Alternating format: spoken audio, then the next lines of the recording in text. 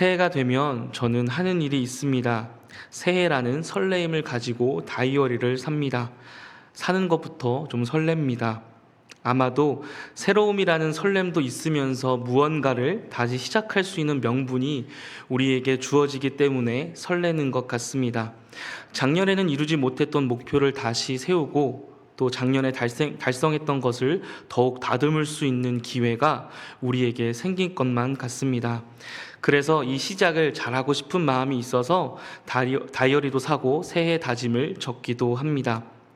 그런데 우리는 왜 이렇게 새해에는 많은 것을 적고 또 많은 것을 다짐합니까?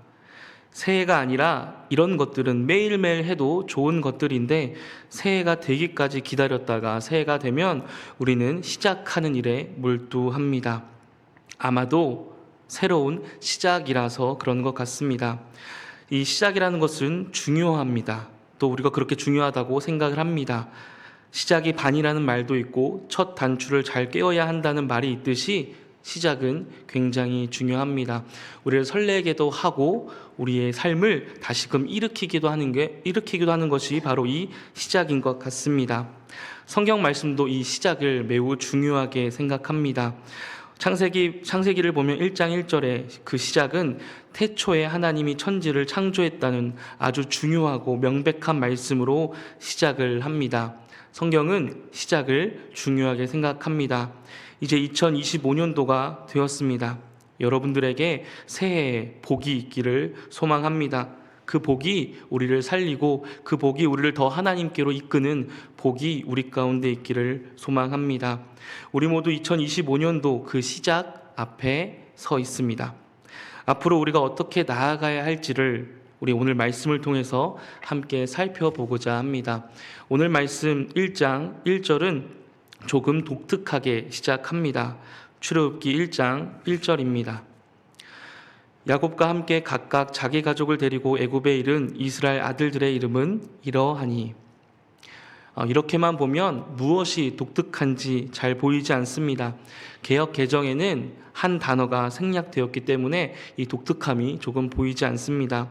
히브리 원문으로 보면 이 출애굽기 1장 1절의 첫 부분의 시작에는 그리고라는 접속사가 들어 있습니다. 잘 한번 생각해 보시기 바랍니다. 어떤 책의 첫 문장이 그 시작이 그리고 나는 무엇을 했다라고 시작을 한다면 어떻게 생각하시겠습니까? 그렇게 시작한다면 이 책은 도대체 무슨 이야기를 하려는 거지? 라며 이상하다라고 여길 겁니다. 오늘 출애굽기가 바로 그렇게 조금은 독특하게, 조금은 이상하게 시작합니다. 그리고라는 접속사는 앞의 이야기를 이어가고 있다는 것을 보여줍니다. 그런데 출애굽기는 1장 1절이 그렇게 시작합니다. 앞에 무엇이 없습니다. 성경을 쓴 저자가 분명히 의도를 가지고 이렇게 기록한 것입니다. 그러면 어떤 의도를 가지고 이렇게 기록한 것입니까? 출애굽기 앞장에 무엇이 있습니까? 창세기가 있습니다. 이 저자는 창세기가 계속해서 이어져 있다라는 사실을 우리에게 보여줍니다. 의도적으로 그리고라는 접속사로 시작하면서 출애굽기가 창세기와 이어져 있다는 사실을 우리에게 알려줍니다. 그리고 또한 1장 1절로부터 5절은 이 이스라엘 백성이 어떻게 애굽으로 오게 되었는지 그 시작을 우리에게 알려줍니다. 출애굽기 1장 1절로 5절 말씀 제가 읽겠습니다. 야곱과 함께 각각 자기 가족을 데리고 애굽에 이른 이스라엘 아들들의 이름은 이러하니 르우벤과 시므온과 레위와 유다와 이사갈과 스불론과 베냐민과 단과 납달리와 갓과 아세리요. 야곱의 허리에서 나온 사람이 모두 70이요 요셉은 애굽에 있었더라. 이스라엘이 어떻게 애굽으로 오게 되었는지를 알려주면서 동시에 창세기로부터 시작된 이스라엘을 향한 하나님의 이야기가 여전히 끊어지지 않고 계속해서 이어져 오고 있다는 사실을 우리에게 알려줍니다. 다시 말해서 출애굽기의 출발점은 바로 창세기인 것입니다. 그리고 이어서 나오는 6절에서 7절은 우리에게 두 가지 사실을 알려줍니다. 본문 6절로 7절입니다. 요셉과 그의 모든 형제와 그 시대의 사람은 다 죽었고 이스라엘 자손은 생육하고 불어나 번성하고 매우 강하여 온 땅에 가득하게 되었더라. 이 6절과 7절은 우리에게 두 가지 사실을 알려주는데, 첫 번째는 야곱과 그의 가족이 다 죽었다는 사실입니다. 성경에서 어떤 이야기가 시작될 때 혹은 마무리될 때 누군가가 죽었다라는 표현이 등장하면 새로운 시대를 의미할 때가 있습니다. 여호수아서 1장 1절이 그렇게 시작합니다. 여호와의 종 모세가 죽은 후에 여호와께서 모세의 수종자 눈의 아들 여호수아에게 말씀하여 이르시되, 요셉과 그의 모든 형제와 그 시대 사람은 다 죽었다는 표현은 새로운 시대가 시작되었다는 것을 보여줍니다. 그렇다면 요셉이 죽고 그 시대의 사람이 다 죽고 난 뒤에 이 새로운 시대는 어떤 시대를 말하는 겁니까? 바로 이스라엘 백성이 큰 민족이 된 시대를 말하고 있습니다. 오늘 읽었던 6절로 7절, 특별히 7절은 이스라엘 자손이 생육하고 불어나 번성하고 매우 강하여 온 땅에 가득하게 되었더라 라고 말하면서 큰 민족이 된 시대를 말하고 있습니다. 하나님은 아브라함에게 큰 민족을 이루겠다는 약속을 하셨습니다. 창세기 12장 2절입니다. 내가 너로 큰 민족을 이루고 내게 복을 주어 내 이름을 창대하게 하리니 너는 복이 될지라. 출애굽기 1장 7절은 하나님께서 아브라함에게 약속하셨던 그 큰 민족을 이루시겠다는 약속을 성취했다라는 것을 우리에게 알려줍니다. 이것을 특별히 성경 저자는 출애굽기 1장 1절과 7절 말씀에 야곱이라는 단어와 이스라엘이라는 두 단어를 대조적으로 사용하면서 하나님의 약속을, 그 약속이 성취되었음을 강조하고 있습니다. 야곱은 가족의 단위를 대표하는 이름으로 출애굽기의 시작점에서는 여전히 개인적이고 제한적인 규모를 보여줍니다. 그러나 하나님께서 야곱을 이스라엘이라고 불렀을 때는 이는 단순히 이름의 변화가 아니라 그 가족이 민족으로 성장했다는 하나님의 언약의 성취를 담고 있습니다. 야곱의 가족 70명이 애굽으로 내려간 이후에 400년이라는 시간 동안 하나님은 그 작은 가족 단위를 번성케 하셔서 약속하신 그대로 이스라엘이라는 큰 민족을 이루셨습니다. 성경은 창세기 15장에서 하나님께서 아브라함에게 이스라엘 백성이 큰 민족이 되고 400년간 다른 나라에서 괴로움을 받을 것을 미리 말씀하셨습니다. 출애굽기 1장은 바로 그 예언이 성취되는 장면을 우리에게 보여줍니다. 그런데 왜 하나님께서는 약속을 성취하기 위해서 400여 년이라는 그 오랜 시간을 허락하셨을까요? 첫째, 하나님께서 그렇게 약속하셨습니다. 그렇게 약속하셨기 때문에 하나님은 그 약속대로 이루셨습니다. 창세기 15장 13절에 이렇게 약속하셨습니다. 여호와께서 아브라함에게 이르시되 너는 반드시 알라 내 자손이 이방에서 객이 되어 그들을 섬기겠고 그들은 400년 동안 내 자손을 괴롭히리니. 하나님은 내 자손이 이방 땅에서 나그네가 되어 400년 동안 괴로움을 받을 것이라고 분명히 말씀하셨습니다. 그 약속하신 대로 이스라엘 백성을 하나님께서 400년이라는 기간 동안 허락하셨습니다. 그럼에도 아직 우리의 질문은 멈추지 않을 것 같습니다. 여전히 그 질문이 우리 가운데 맴돕니다. 하나님, 그럼에도 불구하고 왜 400년이라는 시간을 쓰셨습니까? 왜 이렇게 그렇게 긴 시간을 사용하셨습니까? 하나님은 전지전능한 분 아니십니까? 큰 민족을 하나님께서는 충분히 짧은 시간에 이룰 수 있는 분 아닙니까? 왜 하나님은 이 400년이라는 시간을 거치면서 이스라엘 백성을 큰 민족으로 만드셨을까요? 사실 이 질문의 대답은 간단합니다. 한 가정이 큰 민족이 되기까지는 물리적으로 시간이 필요합니다. 자녀를 낳고 또 자녀를 키우고 그 자녀가 자라나는 모든 시간들이 쌓이고 쌓여야 민족이 이루어집니다. 그런데 이 시간은 누구에게 필요합니까? 이 시간은 누구에게 필요합니까? 하나님께는 시간이 필요하지 않습니다. 시간은 우리에게 필요합니다. 하나님은 그런데 그 시간을 버리지 않고 사용하셨다는 겁니다. 약속을 성취하기 위해서 이 400년이라는 오랜 시간을 하나님은 버리지 않으셨습니다. 우리가 보기에는 이 400년이라는 시간이 너무나도 길고 의미 없어 보일 수 있습니다. 그러나 하나님께서는 그 시간을 의미 없다고 하지 않으시고 오히려 그 시간을 사용하십니다.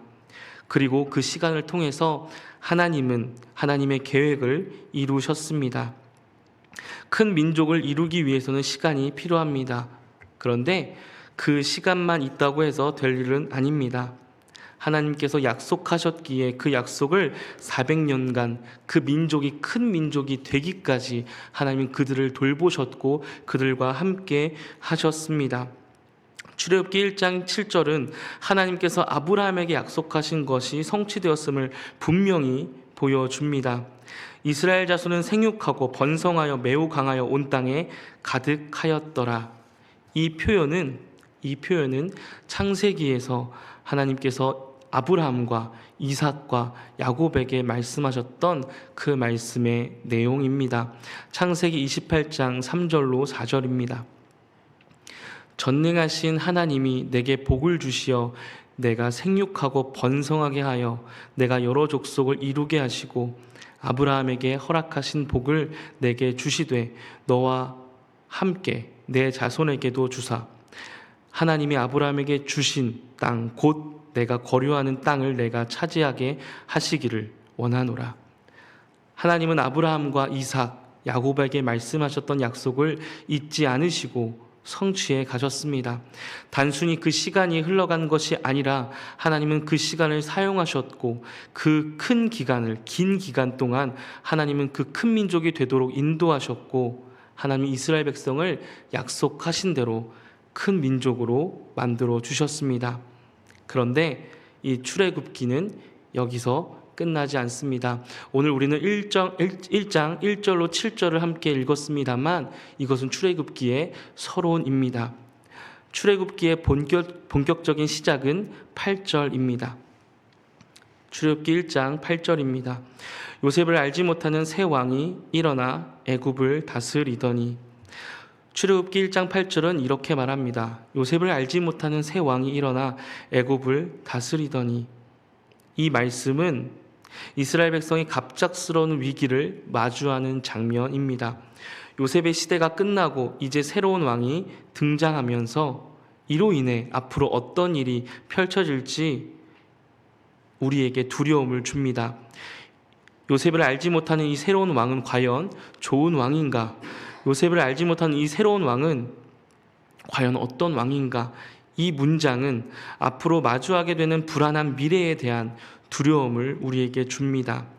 그런데 주목할 점은 출애굽기의 시작이 1장 8절이 아니라 1장 1절부터 7절로 시작했다라는 사실을 기억하시길 바랍니다. 출애굽기의 시작은 요셉을 알지 못하던 새로운 왕이 등장했다라는 미래의 두려움과 불안함으로 시작한 것이 아닙니다. 우리가 잘 아는 것처럼 출애굽기의 가장 중요한 이야기는 애굽에서 탈출한 이야기입니다. 그래서 교회를 다니는 사람이건 다니지 않는 사람이건 이 출애굽기에 모세에 대한 이야기를 많이 알고 있습니다. 그런데 출애굽기는 바로 모세의 이야기로 시작하지 않습니다. 무엇으로 시작합니까? 오늘 우리가 함께 읽었던 출애굽기 1장 1절로 7절의 말씀으로 시작합니다. 출애굽기는 두려움과 불안함으로 시작하는 것도 아니고 사람에게서 시작하는 게 아니라 하나님께서 우리에게 하신 약속을 지키셨던 그 하나님의 약속의 성취로부터 시작합니다. 이 사실을 기억하시기 바랍니다. 2025년이라는 새로운 한 해가 시작되었습니다. 여러분들은 이 2025년도를 시작할 때에 어디서부터 시작하고 계십니까? 시작이라는 단어는 출발점이 있다는 것과 같은 단어입니다. 그렇다면 다시 한번 질문하겠습니다. 여러분의 출발점은 어디입니까? 여러분의 출발점은 어디입니까? 2024년도에 이루어내지 못했던 그 목표가 여러분들의 출발점이십니까? 아니면 2024년도에 달성했던 나의 그 성취감에서부터 우리의 25년도가 출발하고 있습니까? 우리는 목표를 바라보며 달려가는 일에 익숙합니다. 그러나 성경은 도착점만큼이나 출발점을 중요하게 여기고 있습니다. 오늘 성경은 하나님의 약속이 성취된 그곳에서부터 시작하라고 말씀하고 있습니다. 출애굽기 1장 1절로부터 7절은 하나님의 약속이 이루어진 것을 우리 가운데 보여줍니다. 그리고 하나님께서는 그 약속 위에서 새로운 역사를 시작하십니다. 우리가 서야 할 그 출발점을 하나님께서 이미 이루신 약속 위입니다.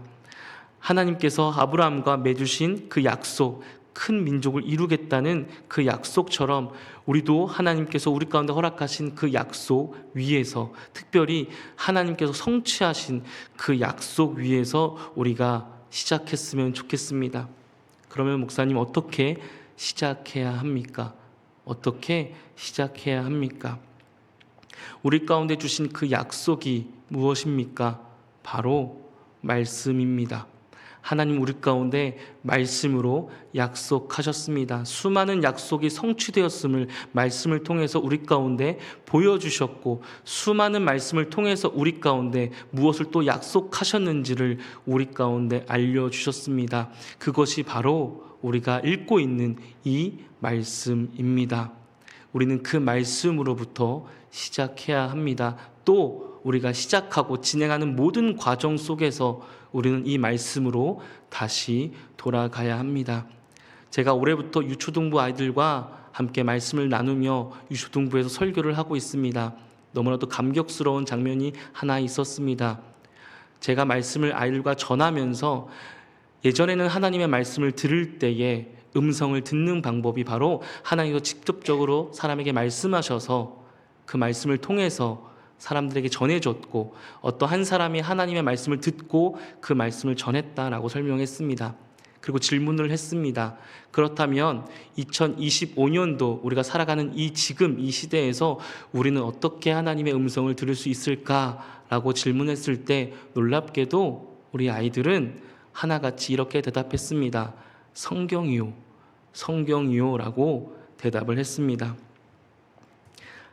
25년도 하나님께서 우리 가운데 말씀해 주십니다. 여전히 하나님의 음성으로 말씀해 주십니다. 내가 너와 함께 약속했던 것을 내가 이렇게 이루어 왔고, 이렇게 이루어 왔던 것처럼 앞으로 내가 너에게 약속했던 모든 것들을 분명하고 명확하고 정확하게 이루겠다라고 약속하셨습니다. 우리의 2025년도의 시작은 그 약속 아래에서 시작하시길 바랍니다. 말씀을 굳게 붙잡고 그 말씀을 바라보면서 때때로, 시시때때로 우리는 말씀을 바라보길 바랍니다. 여러분들의 말씀 얼마나 읽는지를 물어보는 것이 아닙니다. 말씀을 대하는 태도에 대해 묻고 있는 겁니다. 말씀을 어디에 두고 계십니까? 말씀을 어디에 두고 계십니까? 주일마다 혹은 예배 자리에 나올 때마다만 들고 오십니까? 내가 있는 곳곳에 말씀을 두며 그 말씀을 보고 그 말씀 속에서 말씀하시는 그 하나님의 약속과, 또 하나님께서 우리 가운데 들려주시는 내가 너와 함께 했던 그 약속, 성취했던 그 약속, 그리고 앞으로 이룰 그 약속을 기대하며 살아가라라는 그 하나님의 음성을 들으며 2025년도를 살아가시기를 간절히 소망합니다. 사랑하는 성도 여러분, 출애굽기 1장 1절로 7절 말씀은 하나님의 약속이 성취되었음을 우리 가운데 보여줍니다.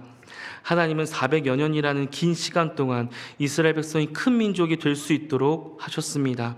그리고 그 시간을 결코 아무런 의미가 없는 시간이라며 버리지도 않으셨습니다. 그 모든 시간을 기다리셨고 또 사용하셨습니다. 하나님의 이러한 말씀이 우리에게 도전과 위로가 되기를 소망합니다. 우리의 모든 시간 속에서 하나님은 우리를 하나님의 자녀로 인도하십니다. 그리고 하나님의 약속은 반드시 이루어지며 우리는 그 약속의 성취를 믿고 걸어가야 합니다. 그리고 하나님께서 말씀하셨던 그 약속을 우리뿐만 아니라 우리가 만나는 사람들에게도, 우리 가족에게도 전해야 합니다. 말씀을 마무리하겠습니다. 우리는 너무나도 좋은 시대에 살고 있습니다. 언제 어디서나 하나님의 약속을 기억할 수 있고 하나님의 약속을 바라볼 수 있는 시대에 살고 있습니다. 그런데 우리의 태도는 어떻습니까? 이스라엘 백성은 그 약속을 잊을 때마다 부모가 매일매일 교육했습니다. 매일 아침마다 만날 때마다 부모가 자녀들에게 하나님의 말씀을 알려주었습니다. 또 때때로 회당에 모여야만 그 하나님의 말씀을 들을 수 있었습니다. 지금 우리는 더 많은 시간에 더 많은 상황에서 언제나 하나님의 약속의 말씀 또 하나님의 음성을 들을 수 있습니다. 그 말씀을 언제나 가까이 하며 그 말씀을 붙잡으며 2025년도 더욱 그 약속을 성취하신 그 하나님 앞에 살아가시길 바랍니다. 비록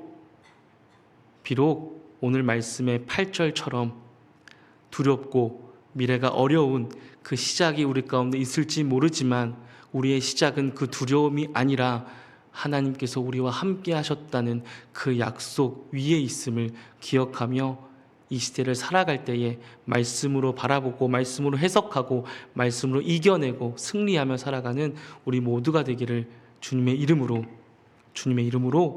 축복합니다.